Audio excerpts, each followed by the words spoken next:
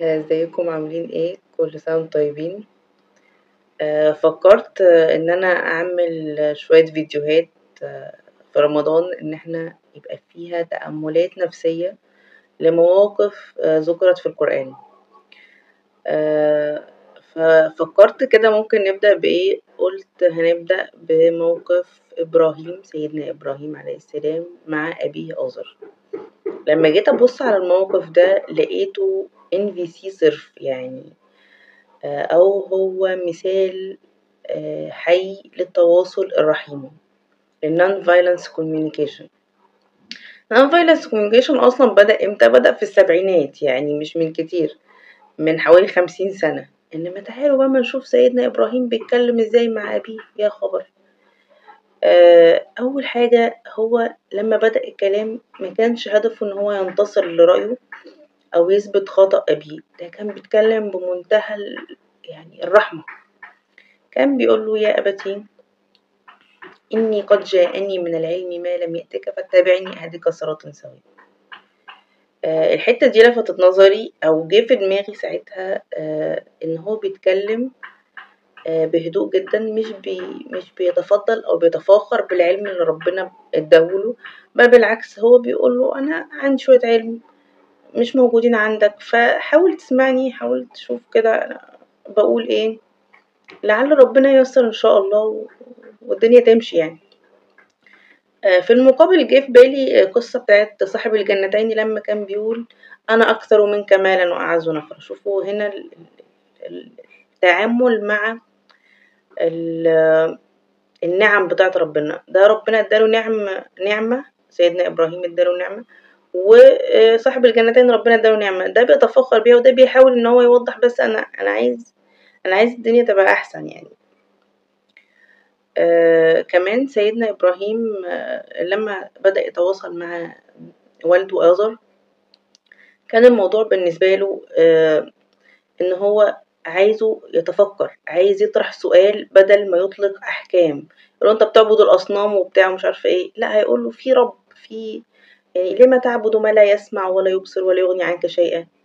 ده سؤال هو هدفه إن هو بس يعني ينشط دماغه كده معاه، يخليه يفكر. طب دول ما بيعملوليش حاجة، أنا بعبدهم ليه؟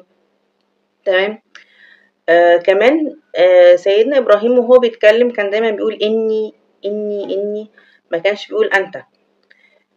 لأن التعامل أو في التواصل لما بنبدأ نقول أنت عملت كذا، أنت ما بتعبدش ربنا، أنت ما بتصليش، أنت عملت حاجة معينة.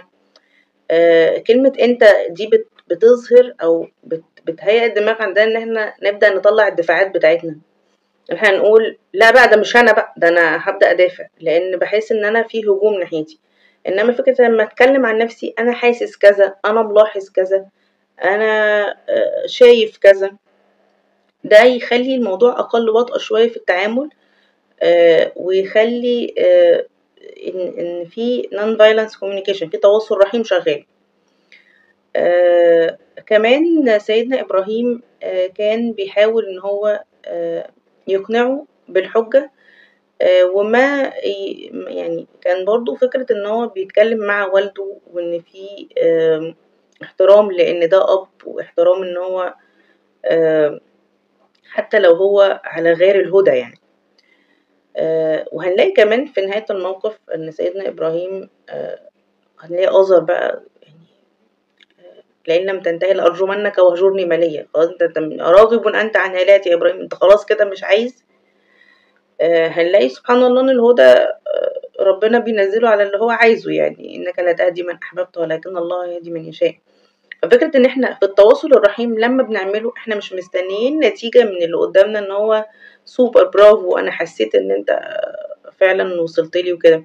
أنا بعمل التواصل الرحيم ده علشان أزكي نفسي، علشان أنا يبقى عندي رحمة، عشان أنا أبقى حد متسامح، علشان نفسي. سواء النتيجة اللي قدامي بقى اللي قدامي عارف يتواصل معايا على نفس الليفل ده أو معرفش، دي حاجة بقى بتاعت ربنا. يعني أنا باعمل اللي عليَّ في التواصل، وباحاول أوضّح وجهة نظري بهدوء، باحاول أوضّح اللي أنا عايزه أو طلباتي أو احتياجاتي من اللي قدّامي بشكل هادي، بشكل رحيم، بشكل راقي والله. اللي قدّامي بقى عرف يوصل أو عرف يفهم الحاجة دي تمام الحمد لله، ما عرفش خلاص سلام عليك، سأستغفر لك ربي إنه كان بي حفيًا. بمنتهى الهدوء، بمنتهى الشياكة. خلاص أنت مش عايز خلاص سلام عليك.